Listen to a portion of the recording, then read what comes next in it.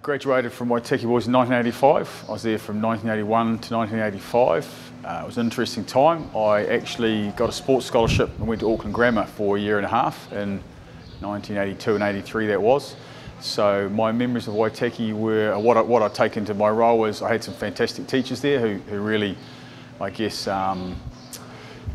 directed the way my life was going to go, particularly the subjects that I loved. And my teachers of history were Mr. Owen Jones, who I didn't know at the time was Mr. Owen Marshall, the great short story writer, and also Alf Tyrrell was a fantastic history teacher. So that was probably my favourite subject at school, and I took that into university and teaching. Also for Z teachers, I had Tosh McIntosh and Rowley Everly, who were big influences on me, and for that reason I probably went to phys ed school for my degree. So their inspiration, I'd like to think that staff at Waitaki, can still be the inspiration for the young men of Oamaru. That'd certainly be something I would take. Also, I suppose on a slightly negative angle was when I returned from Auckland, I wasn't probably treated the same as when I left. I was sort of seen as the city slicker who had left and come back, and I would say, I didn't know it at the time, but I probably got bullied a little bit when I came back to Waitaki, and perhaps was seen as a tall poppy.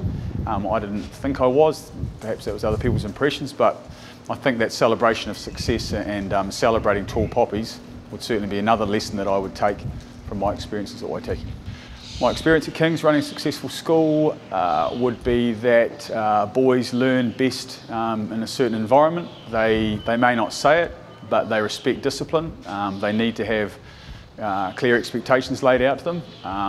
They like you to talk to them directly. They need to know what they're doing, but they also need to know there are consequences for all their actions, whether those actions be positive or negative.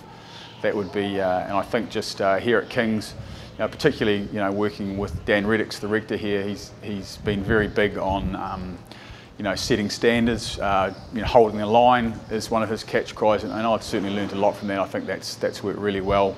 It's obvious to most observers that King's the school that's really flourished in the last 5 or 6 years, and it's that holding the line, setting your standards and not wavering from them, which I'm looking to take with me to Waitaki.